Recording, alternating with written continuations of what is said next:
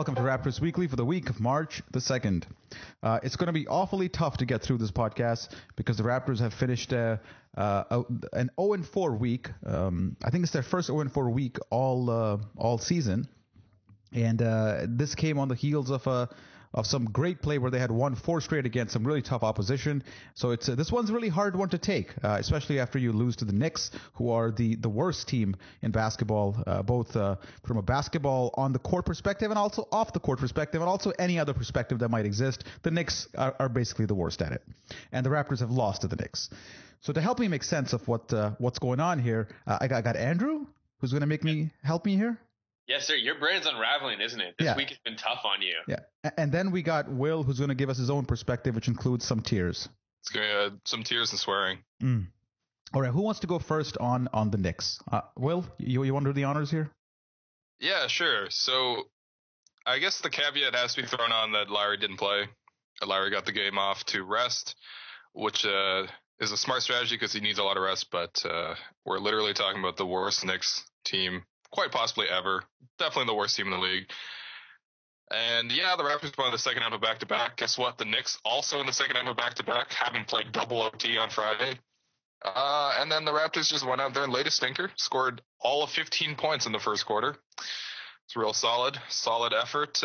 Real sharing the basketball and stuff. Not a lot of assists to show for it, though.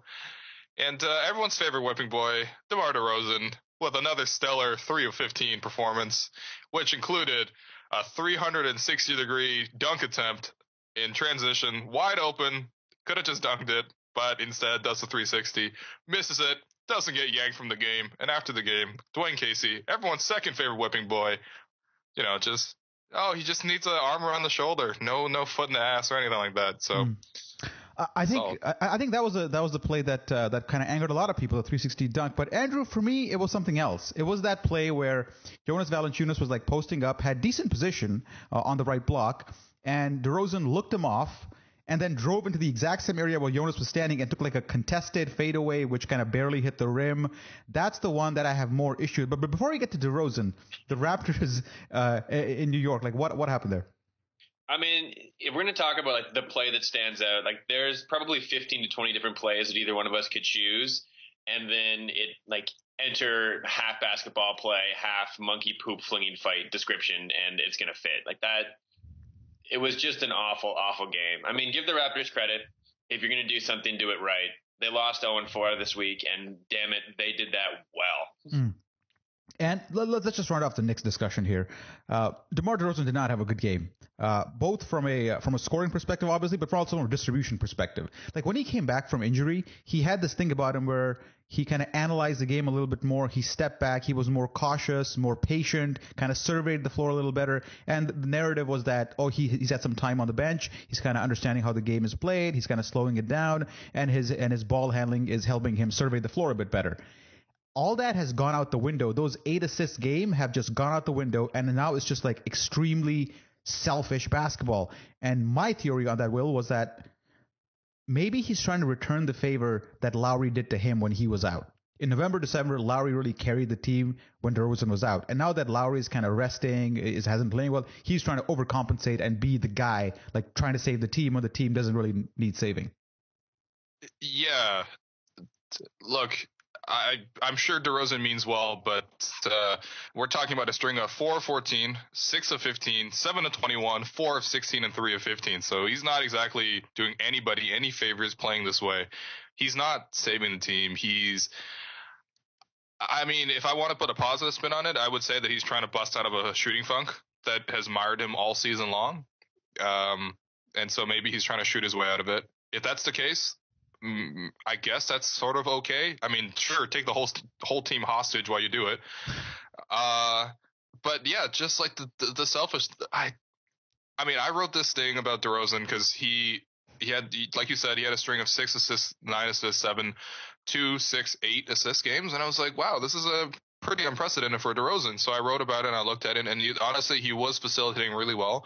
And then of late, he's just been so damn selfish. Like that play you were talking about, where he had JV in the post against Lou Amundsen. JV had scored like 6 or 7 times in a row before that.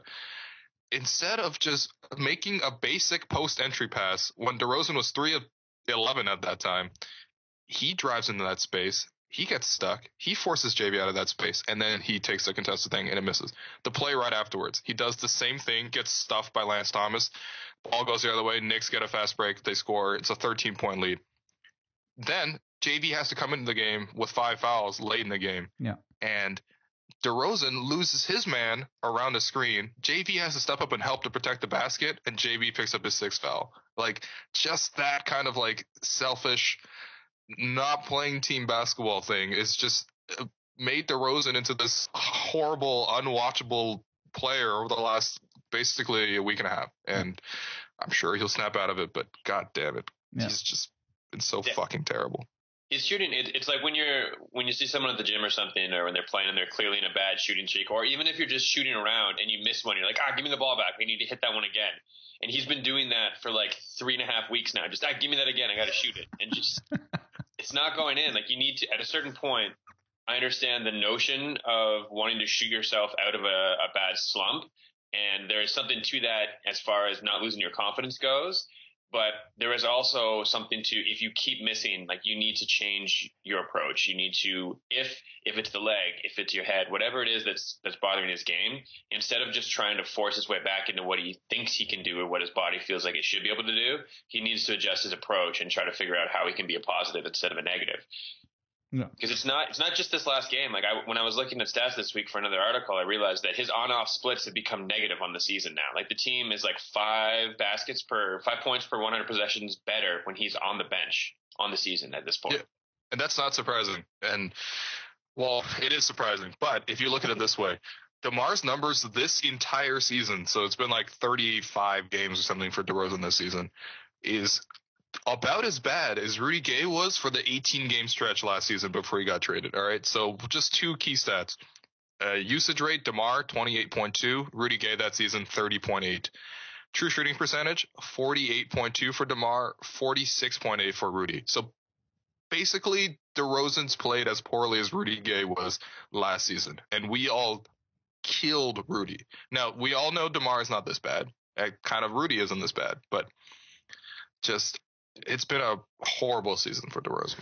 Yeah, and like in the post-game press conference that Casey does, like, he always comments on JV's got to do this better, but DeRozan never seems to. He seems to be immune to criticism when it comes to JV. When it comes to DeRozan, and as Will pointed out, like, after the game, it wasn't about like DD did anything wrong. He talked about guys taking bad shots, and he alluded to like James Johnson pulling up for a 3 or Amir Johnson taking a 3. He called those out in his press conference, but DeRozan taking all those shots, it's just there's a different set of rules that kind of apply to DeRozan than they do to the rest of the team, it seems. I would love to have been watching Terrence Ross's face when Casey was asked that question, and he didn't say anything negative about DeRozan. Instead, he's like, "Oh, really? Okay, all right." Also, DeRozan chastising. Okay, look, DeRozan's a better shooter overall than James Johnson and Amir Johnson are, but James Johnson and Amir Johnson are 2 of the top 15 players in true shooting percentage. Now, granted, they're getting a lot of looks around the basket, but hey, DeMar, maybe you should try to get some looks around the basket too, so increase your efficiency. And also, DeRozan is shooting 20% on the season from 3. So every time he launches a 3, unless it's wide open in the corner, you shouldn't be shitting on anyone for taking a 3. Yeah. Especially because Amir's actually surprisingly shooting like 40%. Now, obviously, he's completely wide open, but oh man, just I think some of the reasons we saw those shots yesterday too was like the NBA has realized this, and the way they were guarding the lineup of James Johnson, Amir Johnson, DeMar DeRozan, Grievous Vasquez, and Jonas Valanciunas last night was they had like one guy who was even standing close to the perimeter. It was just 4 guys inside. They were totally happy with Grievous Vasquez shooting whatever he wanted to shoot from outside. Yeah, and so before we round off the Knicks, just talk about Bargnani for a bit. That fade he hit in the with like under a minute and a half left, he took, I think it was over Valanciunas? No, over James Johnson, I think it was. Yeah. And he stepped into the lane, took a fade, hung in the air, if you will, for about half a second, and kind of iced the game there for us. So that's got to have hurt Will. Yeah, but I mean, it was a comically hilarious game because like that puck, it looked like the Knicks were going to win for sure. And then I think the Raptors responded with 2 straight threes within the span of like 15 seconds.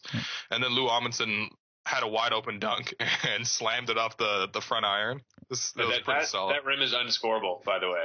And then the guy Andrew shat on last week, Langston Galloway, comes in and hits the 3 to just kill the game. How did that make you feel? Like you knew who Langston Galloway was. I do now. That was such a. If you go back and look at that final sequence on that Langston Galloway 3, Alexei Shved was driving on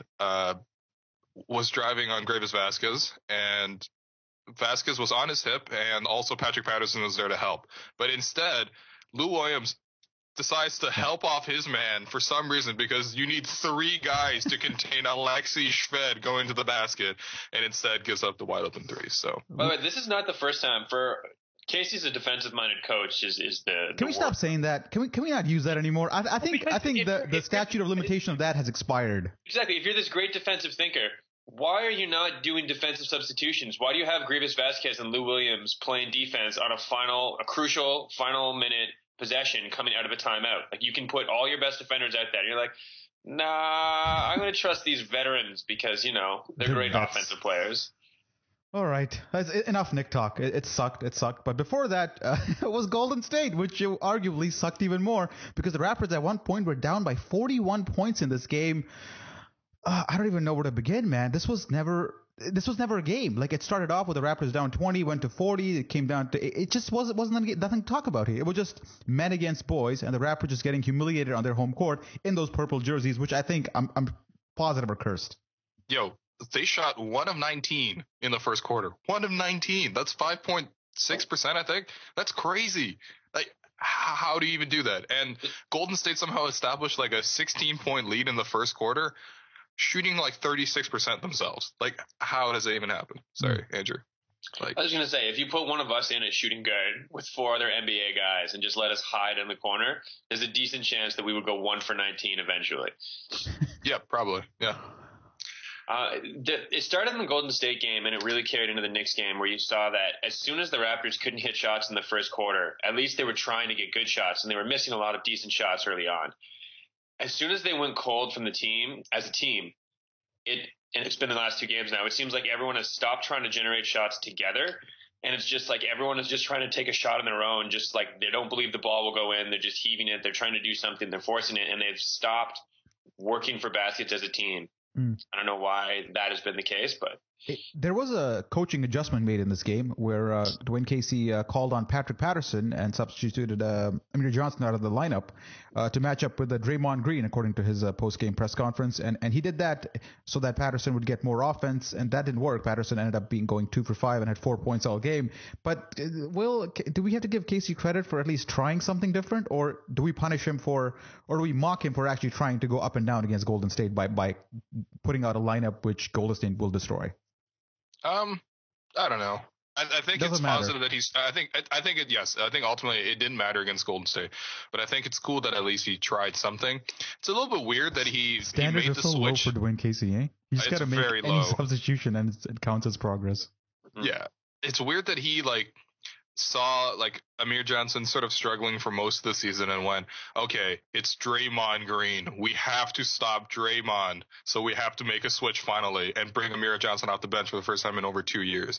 It's weird because it's they played Channing Frye this season. They played Markieff Morris, more dangerous stretch fours, and Amir has started those games. So I don't know. I mean, it's the lineup that everyone wants because you can sort of invert the offense by playing Patterson as sort of as a 3 and James Johnson as a 4. But I don't know. I mean, it's hard to say how that lineup is going to do when it's just getting blitzed by Golden State that were a Warriors team that were super pissed because they lost the night before that to the Cavaliers. So yeah, the timing of the substitution just doesn't seem to make a lot of sense to me. I don't see a lot of evidence to suggest that Patrick Patterson is notably better at guarding perimeter-oriented players than Amir Johnson is. They're very similar players in that.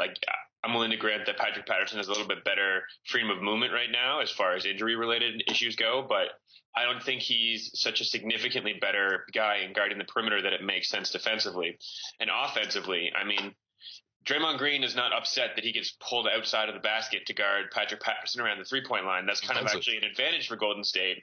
Draymond Green is like 6'6". If you want to punish them as far as lineup goes, you put a big guy on him who can take advantage of that down low. There's a DeRozan aspect of this game as well, 4 for 16, and a lot of people upset about his shot selection after this one. And I posted the clip on the site showing his 16 field goal attempts. And really, if you go through it, you'll count like maybe 4 shots that he should have taken. And it's not so much that the other shots that he's taking are way contested. It's just that he's not giving other people opportunity. Like there are instances where people are rolling to the rim or there's a kick out available. He just ignores that and continues to do what he does. And the Knicks in this game are kind of connected because he played the exact same way. But DeRozan, we already talked about it. But anything else to add in the Golden State context other than that Klay Thompson kind of kicked his ass? Oh, yeah. Tyler Hansbrough was being a goon. That was good. And I like that the ACC clapped for Hansbrough fighting a guy when they're down 40. I mean, I commend Hansbrough. I have to say, Ezeli definitely grabbed his neck first. Yeah. But, like, what are you doing starting these stupid little things when you're down 40? It makes the franchise look so bad. And, of course, classic Toronto fan will applaud any sort of goonery. Yeah. We don't care about sports. We just want to see them show some heart out there so everyone can rip off their Raptors jerseys and reveal the fucking Leafs tattoo they have all over their fucking stomachs and shit. So, God, it's so disgusting. When you're down by 40, your priority is to get out of the building as fast as possible, let the fans go home, get in their cars, and just forget about this. You don't want to prolong this in any sort of way. So when you get into altercations and fights, technicals, you just added 10 minutes to the misery. Yep. Raptors fans have been waiting for a moment like that from Tyler Hansbrough for years now, and Ron Artest scared it out of him 2 years ago, and we've just been hoping and hoping for something. I think that they were cheering because they thought that was going to escalate much further than it did. Even if that's something you wanted to see, it was incredibly disappointing. All right, let's enough of Golden State. There's not much to talk here. Let's talk about New Orleans, which got us again. No Anthony Davis, no Anderson. No Drew Holiday. No Drew Holiday, and they managed to beat the Raptors. This game's kind of a week old, so I have a pretty fuzzy memory of this, except that I know it's just disappointing as fuck when you lose to a team like missing 3/5 of their starting lineup. And like it's not like they surprised you because they got you the last time at home, and you allow the same thing to happen again, against like a Knickish lineup in terms of recognizability.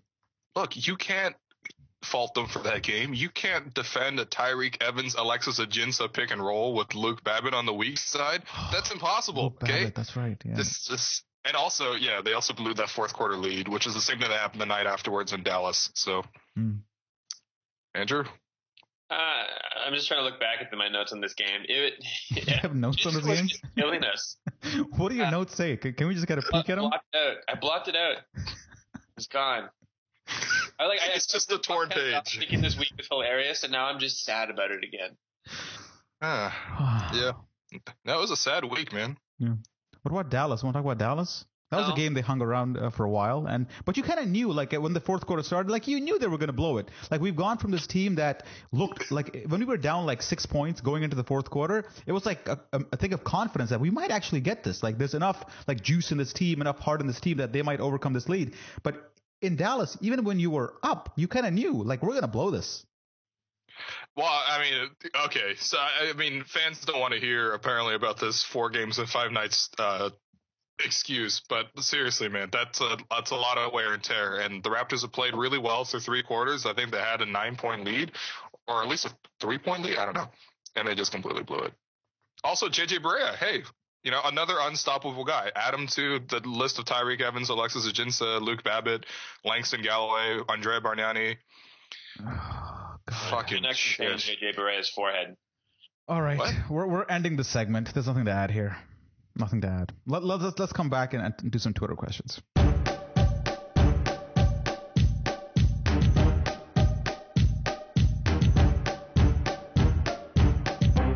Well, welcome back to part 2 of a very somber podcast, which is coming on the heels of the Raptors going 0-4 for the week, so understandably so. Let's do some Twitter questions. Starting with Zane's Bond. I think that's a play on James Bond. I think so. Yeah, I think you're right. ZHANESBAONDE. I mean, I don't know. His name doesn't sound like James, but whatever. Should the Raptors just bring back the starting lineup they had at the beginning of the year, which basically means should Ross start again? Yeah, I'll tackle this one first. I don't think it matters. I don't think it matters if Ross starts, Vasquez starts, Patterson starts. I think the issues right now are deeper than one player being in and out of the lineup. It's a question of there's not a defensive system in place. There's not an offensive scheme in place which allows you to become better than the sum of your parts. It's not just about one player, Andrew. It's got to be something bigger than that. Yeah, I think you're right there. I don't think that going back to the starting roster fixes any of those problems we have. I don't think it makes the offense better because, yes, it brings a little bit more spacing and shooting that they're missing right now. But the problem is James Johnson is the one that falls out of the rotation in that point. And James Johnson is really the only one generating good shots for that starting unit a lot of the time. So if you want to replace him with Ross, you have better spacing, but now you're missing those efficient buckets. So I mean, if Johnson was the problem, then you'd go back to that, but he's not. I mean, if you want to look at that Golden State game and the lineups we were talking about there, it might have made a bit more sense to bring Ross back into the starting lineup and then put Johnson down to the 4 spot. If that's how you want to approach that kind of a matchup lineup, that makes sense, but I don't think going back to the starting lineup is going to fix it. Will, you want to throw something in there? Are we just all forgetting that Terrence Ross is just barely a basketball player right now? Yeah. Right? I mean, it's not a crazy idea because it obviously worked last year and it worked sort of to begin the season. But yeah, like I said, I agree with all you guys. Like, it's a systemic problem and changing the starting lineup is not really going to make much of an appreciable difference. Yeah, between segments, you were talking about, like, is there a Raptor having a better season this year than they had last season? Like, is there one Raptor who has improved his game? Other than JV, I might argue. Valanciunas is having better. Valanciunas is having a good, but other than him, I think everybody has kind of taken a step back. Yeah, it's like him, Patterson a little bit, but Vasquez is definitely worse. Lowry's worse. DeRozan is worse. Terrence Ross is no longer a basketball player. You know what? Chuck Hayes might be better. He's done a little bit better on those little like pick and roll floaters because no one guards him because they're like, oh come on, they're not gonna pass it. The last time we saw him play big minutes before this last game, he airballed a pick and roll floater. Yeah, I think it went like halfway between himself. Yeah, it wasn't even like it didn't even touch net. It airballed by like a 1.5 foot, and it was a 3-foot shot. Doesn't pass. Anybody see Steamsmouth throw an LE to Landry Fields? Yeah, that was great. That was something, eh? That was like the highlight of the season. Yeah. Sports Center top 10 plays of the year. There's a whole Sorry about that. Go ahead. Yeah, no, there's going to be an entire Shaqtin' a Fool sequence in just the Raptors week alone. So the answer is no. Change the starting lineup does not help. Up next is Clerical Beats. Tyler Cooper asked the question. He goes, what's the rationale behind Casey never benching or calling out DeMar DeRozan or Kyle Lowry? I think the rationale there is like these guys know what the problem is. Like Casey's kind of come to their defense when instead of pointing out how Lowry's been in a slump, he had to address that in the press when asked about Lowry's comments calling himself trash. I think at that point he's trying to clean up the mess and build them up rather than tear them back down because the reality is they know that they're playing terrible. And if those guys don't get their games back on track, then the season is mute. Like you cannot have a team without those guys. So when he takes a more hardline approach to someone like JV or Terrence Ross, I'm assuming that his approach to that is that, trying to give them a kick in the ass because, if it gets them in line, perfect. If it doesn't, I'm going to try and do this without them. And he can't do it without Lowry or DeMar buying in. Will you buy that one? No, I agree. Like, in order for the Raptors to be successful again, they're going to need Lowry and DeRozan to be playing at top form. But my only concern is, like, if you were one of the players in that locker room who aren't DeRozan or Lowry, and you get criticized after a game, even though it's very clear that it wasn't your fault that you guys lost, it must feel really, really bad. And it must feel like there's a giant inequality. I mean, I think we've all been in sort of in work scenarios where, someone who's longer tenured, who's more important to the company gets excused while, the smaller fry, so to speak, gets sort of shitted on.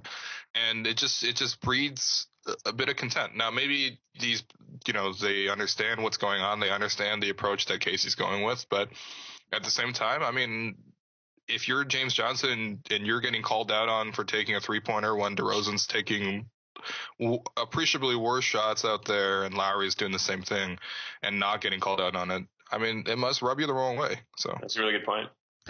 Yeah, I think in the post game of the Knicks, he was asked, like, are you going to talk to DeMar DeRozan about the 360 play or attempted 360 play? And he goes, no, I think he knows it's wrong, and I'm sure he does know it's wrong. But I think some sort of justice equity needs to be at least conveyed to the fans, or at least conveyed through the media that things are okay. But I don't know, like. I get Andrew's point that you can't lose these two. Like, if you lose these two, not only do you lose the team, but you probably lose your job as well. I think they're kind of closely related. So he's got to watch his back. He can't be offending too many star players, because at the end of the day, it's a player's game. And if for some reason Kyle Lowry and DeMar DeRozan don't like Dwane Casey, and Lowry and DeRozan have extended contracts here, guess who's the odd man out? It's Dwane Casey. So I understand from a risk perspective what he's doing. He can't be calling out his chief guys, because at the end of the day, it might endanger his coaching position. So I get it from that perspective, but at the same time, Will says, if you're Terrence Ross, and who gets shit on after every game, DeMar DeRozan does this and you get excused. So yeah, I see both points. I think it does also highlight just how ineffective his approach towards the younger guys and the bench unit players is in motivating them and getting them on track as well, though, where if you can't treat the other guys that way because you'll lose them, and the way you're treating the younger guys isn't working anyways, then maybe you need to take a new approach to this, because you're not getting any net gains. All right. Dwane Casey, continue doing what you're doing, I guess. Or don't. I don't think it matters either way. I want to see him like not coach like 3 games or whatever, some reason. I don't know. Take a leave or something, go on vacation and see how Nick Nurse does. I want to see how the offense functions under Nick Nurse, who's supposed to be an offensive coordinator or this offensive genius, but based on I think I'm going to the next question. The next question is from Kev. Call the Nurse campaign. At Kev Antonio, who goes, does Dwane Casey and his coaching staff have an offensive system in place? I think they do have a system in place. It's just extremely simplistic, Andrew. Yeah, like their approach has been they have like their guys, especially Lowry and DeMar, but a few other guys as well. Like, they have spots where they like the ball on the floor, and they try to facilitate a really simple set of actions that usually dribble handoffs or some actions out of horns that can get the guys the ball in the area they want it, and then let them take the shot that they like taking, that they're the most familiar with. It worked really well at the start of the season, especially when it was getting a lot more free throws. But, I mean, it's been scouted a lot, and teams have gotten a lot better at making those much more contested shots, at taking away those simple actions that get the ball where it needs to be. And the result has been pushing them later into the shot clock. The result has been more contested shots that aren't falling. And the result has been, if you have guys who aren't confident in their shot and you have a system oriented around them taking high-stress jump shots, it's probably not going to yield much. And the most glaring example of this teams adjusting to the Raptors is that dribble handoff play, which yielded a lot of offense early in the season, whether it be Patrick Patterson or Amir Johnson in that in that elbow area, the horns offense, I think it's also called. People coming off those picks and getting all the way to the rim, getting fouled. Now guards go underneath, provide help from the weak side, and it's shut down right there. And what ends up happening is the ball handler or catches the ball, and he's kind of drifted away from the basket near the top of the key, and it becomes a one-on-one situation. At that point, there doesn't seem to be a plan B. So I give him full credit for having an initial plan of getting something going. But when that doesn't work, plan B seems to be, okay, now it's time for you guys to just utilize your individual skill to get some points. And whereas that might work with Lowry, who has maybe a quickest advantage against some point guards, DeRozan doesn't have that. I don't think he's quicker than, like, he's not a quick 2 guard in the league. So that's why you see the low percentage shots coming from him. So there is an offense, Will, but it's just there's no backup offense, I guess. No, I mean, I agree. It really does seem like the league has, like you guys said, scouted them and adjusted. Another good example is they like to run this play where they have a high screen and they sort of fake an action on one side and they quickly swing it to the other side and attack out the weak side. But now teams are adjusting that in 2 ways. They're having the big man sort of really shield off the ball handler, sort of like a very aggressive ice sort of type defense where they're just containing them to one side of the floor. And also the guy who needs to catch the ball in the middle, he's also being guarded really closely to cut off that passing lane. And then when that happens, then you're basically forcing the action to one side. You need DeRozan to create something And it's just going to be really hard for either DeRozan or Lowry to always create something out of those scenarios because, A, they're not getting any good shots because it's really just a two-man offense at that point. It's just him and the ball handler and the screener. And B, like, there aren't any great options to even get fouled because, you know, like, they're just sitting back because the two of them can't shoot right now. So it's not hard to sit at the rim and just, you know, contest a shot. Or force the mid-range shots. I'm surprised that Lou Williams is somehow still able to draw fouls when the entire league knows exactly what he's doing. He's drawing them at a much lower rate than he was in November, December. But the fact that he gets fouled like 2 or 3 times a game, it's still shocking to me. Yeah. Yeah. I mean, he's a tricky player to guard, right? Because you have to really actually respect Lou's shot. And when he's got a really good sort of up fake, that does draw a lot of contact. Speaking of Lou, did you catch that out of timeout play Casey had in the Knicks game where he drew it up for Lou Williams coming out of a timeout and it was like a 30-foot contested jumper? Yeah. I don't think it was executed too well because Lou didn't get very clean separation off the screen, but it seemed like there was only one option on that play. So that even though Lou was covered when he caught the ball that far away from the basket, he's like, fuck it, gotta shoot this because there's no other option on this play. Right? There's no secondary action on any play the Raptors run. Like if the first option doesn't work, it's disaster. Andrew? Yeah, the counter out of any given play is reset and try something new. Like there's not off-ball actions trying to give another guy a possible opportunity. There's nothing. It's not a well-orchestrated system. And the question is specific to offense, but defensively, I mean, we can talk about this for hours, man. Defensively, the Raptors have been doing the same thing since the start of the season, which is aggressively trap, help down low, and then scramble outside, which leaves them all open to three-point shooting, and three-point shooting kills them time and time again. There's no adjustments being made from that perspective. That is, to me, is a little more understandable because it's really difficult to change your defense midway through the season, and also you don't have great defensive personnel on this team, and that's got to constrain you to some degree.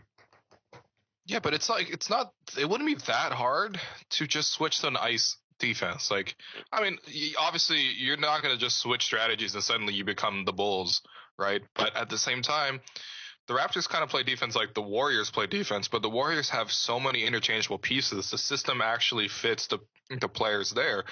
Whereas the Raptors, they don't really have great defensive players onto itself, and they don't have a scheme that maximizes their potential. So that's why you're constantly seeing guards just get blown by. I mean, some of it's effort too. All right, it's no secret that the Raptors perimeter guys are not always giving their best effort in containing the ball, and that's obviously the biggest part of defense is containing the basketball, so you're not just giving up, lanes to the hoop.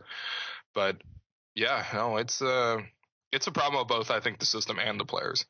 Yeah, I think that it is easier to change your defense than it is to change your offense midstream. Like, there's not a lot of practice time in the NBA, but it is easier to just make slight adjustments or just go to a simpler system defensively. These guys have all played in different defensive systems before. It's not like a lot of offensive systems are really, really nuanced and have a lot of fine tuning and guys who need to be here and there, and you got to really get your execution right. Whereas a lot of these defenses, they're going to something that most of the guys have played something similar to it before. But I think it's a round hole, square peg type thing as far as trying to force these guys to play the system they're playing. But even then, the defensive system that they're playing is something that was designed to go against the top offenses of the league from 5 or 6 years ago. Like, that's something you've seen that as teams like the Spurs and the older Suns and those teams who really work the ball around the court, like Atlanta does now. That style of offense has really made the kind of defense that the Raptors are playing inadequate, especially against those kinds of top teams, because you're always going to end up surrendering good shots to them if they keep the ball moving well for 24 seconds. And that's why we get murdered by teams who do that, because you can't continue to trap and switch unless you're crazy, crazy athletic. And even when you are crazy athletic, like look at last year's Miami Heat team. They're super long, they're super quick, and they played a similar style defense that just got bombed because you can't keep adjusting and moving and keep up with the ball. Yeah, it's depressing stuff. Let's move on. Doug Bethune at Doug_BETHUNE asks, what's up with the coaching staff's inability to use JV effectively? Andrew, you had a whole piece about this on how some stats kind of say that JV is a great offensive player, and the same stats kind of say that, well, he's kind of hurting the team when he's playing. What was that all about? Yeah, the stats are saying that JV is actually having a really, really efficient season. Like one of the most efficient seasons offensively out of any big man in the league. And on individual defense, he's actually doing a really good job of guarding the rim and rebounding as well. If you have a guy who can score efficiently, guard the rim, and rebound really well, you would think that that's a very, very valuable commodity. But the way he's used in the Raptors offense and the things that he's asked to do in their defense don't reflect well on him. And in the lineups he's used and the way they play, he's actually a net negative for the team. So what's the solution? I think you need to utilize him more offensively. Like there are some drawbacks to his game. Like as amazing as he is in the post and as far as finishing goes, he still can't set a screen properly and roll to the rim. Like I don't know why he can't learn to do that. He's a massive, massive dude who's played basketball for a long time, but he just can't figure that out. No practice. Like that one is easy to figure out. They just do not practice the pick and roll enough. Like you can see, like what you see on the court is what they end up practicing really. So they don't practice the pick and roll. And JV, who used to be a great pick and roll player coming out of Europe when he first came into the league, like if you look at his highlights from Europe, it's all pick and roll play. Yep. But now he's almost forgotten that, and he's become this post-up threat, which is great. Like, don't get me wrong. Like, I love his post-up game. It's effective. It's getting better year after year. But there's this whole component to his game, this entire vector that we just have not seen at all, Andrew.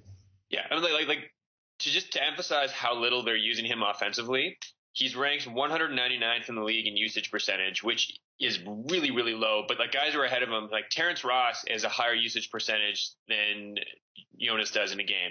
Like think about how many times you've seen Terrence Ross actually facilitate the ball. Like this is the guy who they also do not like to give the ball to. And in a guard heavy offense, he's using the ball more. So for a guy who's in the top 5 in the league in field goal percentage, near the top in the league in true shooting percentage, you should be feeding him the ball constantly, even if it doesn't fit with the style of what you want to do. But the style of what they want to do is really at odds with what they have in front of them. And even if you just give JV the ball and he kind of just dribbles it for 16 seconds and takes a shot, maybe it goes in, maybe it doesn't. Is that any different than DeMar DeRozan doing the exact same thing? Like, is it any more of a detriment if JV does that? I'd say, like, go ahead, tell me.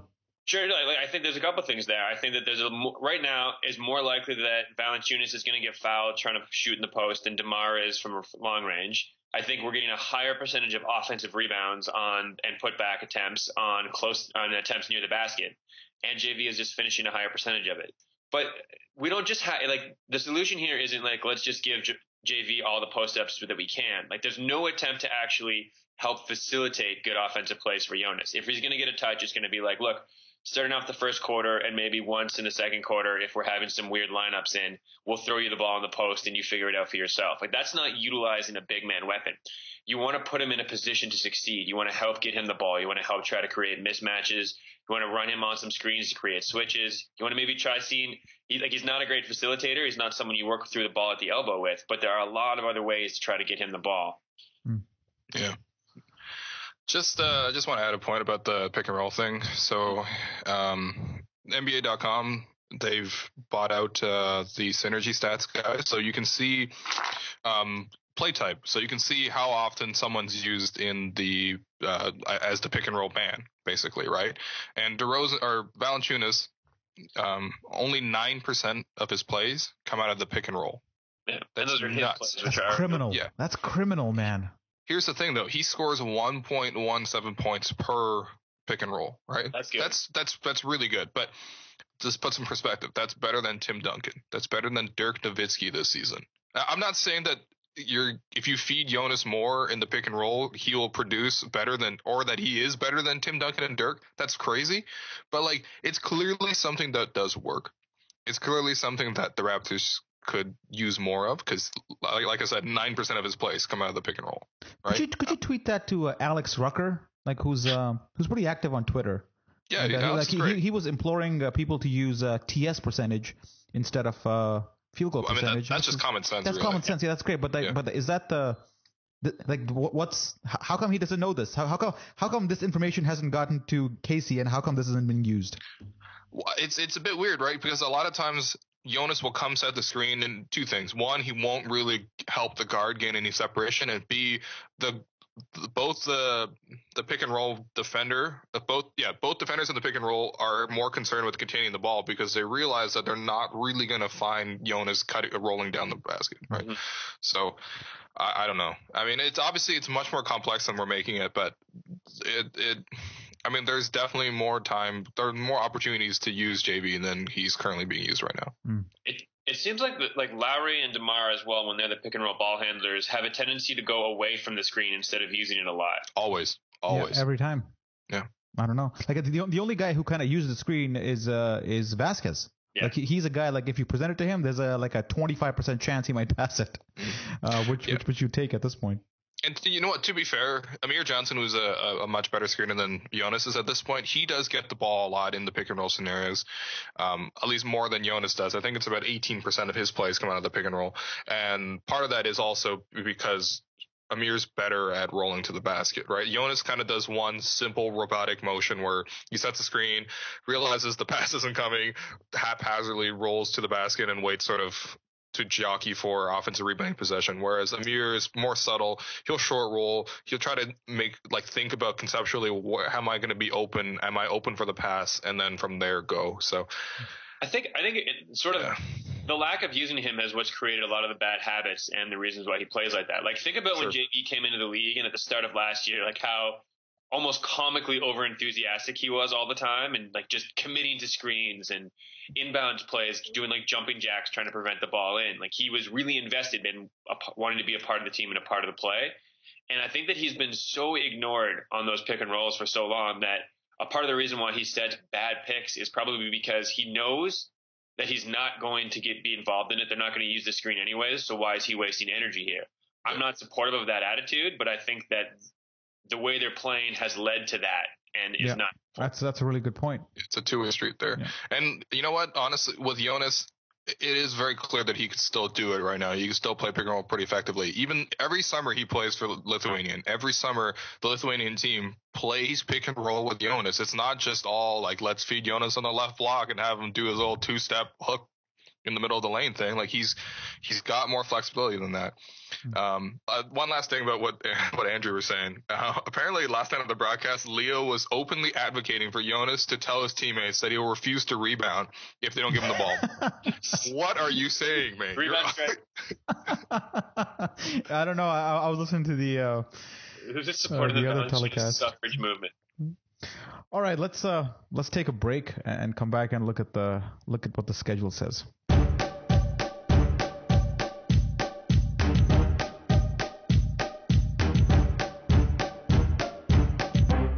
Welcome back to part 3 of the podcast. Looking ahead to the schedule here, but before we do that, Eric Smith actually called the game against the Knicks in New York because Matt Devlin, we wish him well, has been under the weather. I caught a bit of Eric Smith, and I liked what I heard. I thought he was much less of a homer, and he called the game as he saw it. I thought he was fast, didn't waste any time with some of those shenanigans that Devlin embarks on. I like it. I mean, I like Eric Smith as a play-by-play guy. So, thoughts on Eric Smith? I didn't hear the game because I watch the games on mute at this point, or I have something else putting volume on there, which is probably like in some way a support of them making a change or Eric Smith being on there that I can't listen to Jack and Matt. So I'm up for a change. Yeah. Eric's a classic like radio first guy, right? So like you notice when he calls the game, he just describes every single thing that happens on the court. Whereas like Devlin will go more like, here's JV. Yeah.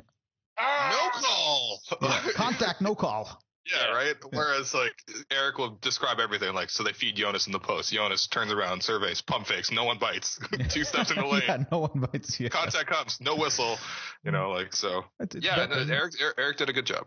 There has been, 3 different times this year where 4 or 5 minutes of gameplay has been simply described by Jack Armstrong and Matt Devlin having a conversation about Buffalo. Yeah. Yeah. And snow. Oh, they got great wings over there. Yeah. They were talking about the NHL during the Golden State game. Like, they were talking about the NHL trade deadline and what trades might potentially be made during the Raptors in their defense, game. Though, that's probably coming down from TSN brass. Like this. Yes. All right, so up ahead was Philadelphia. Once again, the Sixers. We meet for the fourth time, this time in Philly. Last time in Philly, we almost lost this game if it weren't for Kyle Lowry. And I think he had like 17 of the Raptors' last 20 points, and the Raptors rescued this one from the jaws of defeat and came away with a win. This time it's in Philly, and if Lowry is resting, Philadelphia, not a whole lot of talent, but they play hard. They try to play defense. They go up and down. They're lanky. They're tall. This is a game which, if you're an odds maker, man, I would put $10 on Philly on this one, Andrew. This is really worrisome because Philadelphia has a roster completely full of our, like the secret weapon against the Raptors, which is dudes you've never heard of. So that's right. Yeah. They got a whole roster full of Alexis Ajinça and Luke Babbitt. So exactly, it's worrisome. It's really worrisome. All kidding aside, though, I'm actually worried about this game at this point, which is sort of a statement on where things have gone the last couple of weeks. Mm-hmm. Yeah. You know what? Honestly, I think they should rest Lowry. Just keep him, get him right for the playoffs. Wait. And it's in Philadelphia, right? So he can chill at home with his family and invite the whole team over and watch him. Well, get he names wouldn't to the go. All-Star game I mean, I don't know why he would make the trip if it's in Philly, but I mean, not to say that the Raptors are this team, but it's worth remembering that the 2010 Boston Celtics coasted so egregiously hard down the last 2 months of the season, rescuing players, that I think they went below 500 to end the season, slipped down a bunch of spaces in the playoff rankings, and then made the finals because they realized that it was, it's about being healthy and fresh for the playoffs.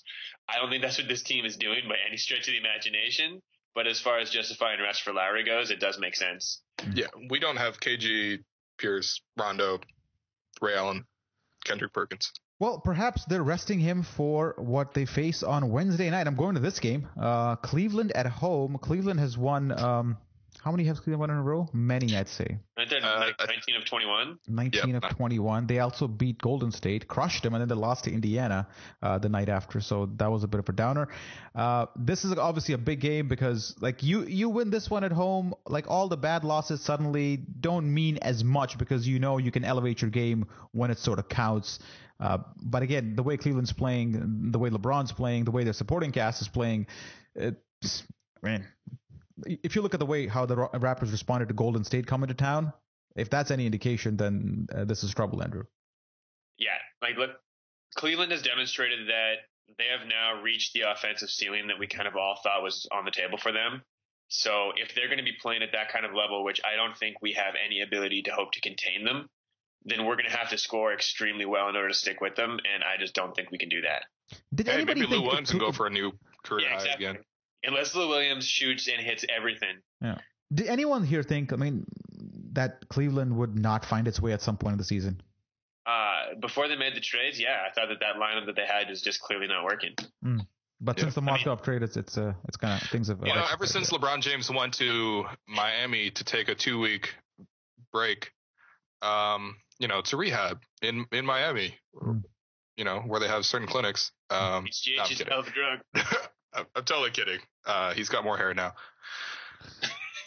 No, they're going to lose this game so badly. I'm sorry. I can't even see a scenario where the Raptors are beating the Cavaliers at this point. Yeah. The Cavaliers, it's not a diss on the Raptors, although really this whole podcast has been us dissing the Raptors. But no, the Cavaliers are the hottest team in the league.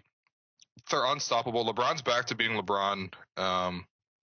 Kevin Love's found his place in the offense. Kyrie Irving is playing really well. They've got J.R. Smith, who's just being lights out from deep right now. They've got great interior defense now that they have Timofey Mozgov just standing at the rim all the time.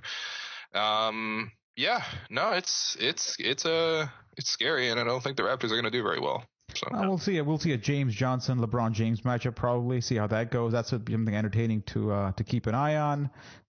Then we can probably see DeMar DeRozan versus who's starting at 2 guard for them? J.R. Smith probably, right? Yep. And then you got Kyle Lowry versus Kyrie Irving. Some good matchups here. I just think that the Raptors have the potential to kind of individually win all these matchups. Like even the Kevin Love matchup, like Amir Johnson actually guards him fairly decently. So I think individually we might win all these matchups except LeBron James, but end up losing the game because it's just that when it matters, Cleveland has enough oomph or enough offense in them that that they can overpower the Raptors. And the Raptors, when it counts now in the fourth quarter, can't seem to muster up the offense they need. And defensively, they're pretty much a sieve. So, the individual matchups don't even matter anymore because overall the team is playing so poorly defensively that you really have to score like 120 points to have a chance this game. Also, they have LeBron. Yeah, they have LeBron. Yeah. And after that, we have Charlotte, who owns us. This one's in Charlotte. Will, what have you seen of the Hornets of late? I have not seen the Hornets of late because I have self-respect. But I do. The last time I saw the Hornets, it was in person at the ACC, and Gerald Henderson turned into literally Michael Jordan. He does that every time he faces DeMar DeRozan. Every time. Every single damn time. Yeah, I'd like to say the Raptors can win this one. I mean, at least Kemba Walker's out, so maybe you can beat up on Mo Williams. Probably. Let's. You know what? Let's hope to contain Mo Williams and Brian Roberts, their weird-looking point guard. Except that Mo Williams is that type of guy who's liable to go off against the Raptors. Like, he's basically a poor man's Lou Williams in a way. I think he's on par with Lou Williams. So he has a chance to win a game as much as Lou Williams has a chance to win a game. Wait, what? You think Mo Williams at this point is on par with Lou? I don't know. Offensively, he's liable to have a big night. Didn't he have like 50 at some point? Yeah, he had like a 52-point game earlier this season. So there you go. Point proven. Andrew? Yeah, I mean, this is a really, really lineup limited Charlotte team. Like they are really, really limited in what they can do. They play a lot of small guards. I mean, they have guys who like to shoot, but they don't have anyone who's actually a good shooter. So the Raptors then. If you play the only excuse for losing to Charlotte is that you don't play intelligently. Mm-hmm. And after that, we got Oklahoma City in OKC. This is part of a 3-game road trip the Raptors start. It's on a Sunday. It's on NBA TV, so a bit of a national coverage here. OKC's playing well. Kyle Lowry has gone on record saying that Russell Westbrook is the one point guard that really he hates playing against. I think he made that comment during All-Star Weekend. So he's going to see Russell Westbrook playing like a bull that day. Again, at this point, coming off an 0-4 week, losers of 5 straight, it's hard to pick the Raptors in any of these games. There's no point analyzing this. This is a waste of time. Yo, Westbrook is averaging like 30, 10, and 10 for a whole month. Yeah. On like efficient shooting too, not like just. Well, I mean, recently he's been shooting a little bit poorly, but okay. So Durant may play. He's got foot issues again. Russell Westbrook took an Andre Robertson knee to the face, which left a dent in his cheek. Yeah. So he may play, but given that OKC is still not firmly in the playoff picture yet, or I mean, they haven't firmly locked down a playoff spot yet, so they'll probably. The both of them will probably play against the Raptors. And they also got a lot deeper at the trade deadline. Adding Enes Kanter has played really well since getting there. TJ Augustine is a noted Raptor killer in that he killed the Raptors when he played here and has killed the Raptors since. And they also got Kyle Singler, who has a funny name. That's all. If you want to know how much of a competitive freak Russell Westbrook is this season, then amidst all of these other guys taking games off for rest, there was the team's note that went out yesterday from Oklahoma City was Russell Westbrook undergoes surgery today to repair broken orbital or broken cheekbone, may not play Sunday. Has facial surgery to fix a broken bone in his face, and the team is having to talk him into missing one game. Yeah, he's like an MVP candidate this year. Yeah, for sure. If you were healthy all year, probably the MVP. Quick check at the standings. Predictions. I'm going to say 1-3 this week with a win coming in Charlotte. Andrew? Wow, you're predicting a loss to Philadelphia. Yeah. Just 2-2. 2-2? I'm guessing Philly and Charlotte you're picking? Yeah. Yeah. I think this Philly team is going to beat us. They almost beat us last time. We should not have won that game if it weren't for Kyle Lowry. So this time... I'm putting you on the spot. I need you to name 3 members of the Sixers starting 5. It's irrelevant. Exactly. Come on, the Raptors aren't going to lose to the Sixers. They almost lost the last game. I'm telling you, man, they should not have won that game. Well, they acquired Isaiah Cannon, did they? In that trade they made. Yes. So that's somebody. That's a guy. It's a real human that exists. Yeah. And they got Noel, I guess. He's still playing, unless he's injured again. No, Noel's good. Yeah. Okay. And they have Mbamute, so I know those 3. Bang. There we go. 3 real NBA players. So what's your prediction, Will? 2-2. 2-2. No, 1-3 for me, man. Philly will beat us, especially if Kyle Lowry's not playing. Like, we're going to lose that game. I want to say 1-3, though. I think the Sixers is going to be a win because they're going to be rested. But the Hornets always give the Raptors trouble. Always. I like that we've adjusted for so long this season. We were just aggressively optimistic in the projections. It was always like 3-1, 4-0, 3-0, 3-0. And at this point now, we're making our picks to try to set ourselves up for the best possible way to handle the disappointment. Like, got to manage my emotional state. 1-3. I think maybe 2-2, but I just can't. That's how to approach the Raptors. You always have to approach Raptors games and Raptors teams with low expectations. That's the key to expect to fail, hope to succeed. Always with the Raptors. And just look back on the history of the Raptors. That's logically what you should do as well. That's just good advice for life. The key to happiness is lowered expectations. Exactly. Quick check of the standings. The Raptors are in third right now, tied with Chicago. And if the playoffs started today, they would face the Milwaukee Bucks, who they are, I think, 2-1 against. Miami's hanging at 7, so the Raptors are probably going to finish between 2-4 at this point. You expect Cleveland to kind of overtake them at some point. So if you go Atlanta, Chicago, Cleveland, the Raptors go down to 4. The matchup then becomes either Washington, who are kind of falling as well a bit. So probably Washington or Milwaukee, maybe? You don't expect Miami to make a run? If Raptors fans want to feel a little bit better, the Wizards are in full panic mode right now. Yeah. They straight up lost to the Philly, Sixers and Timberwolves. Yeah, they've lost like 25 points. Yeah. There you go. With that, we're going to wrap the podcast up. It has not been fun. It has not been a fun week, but hopefully this week the Raptors can pull it together. But again, as you guys just heard, we're not very optimistic. So goodbye. Oh, wow. Whatever. See you later.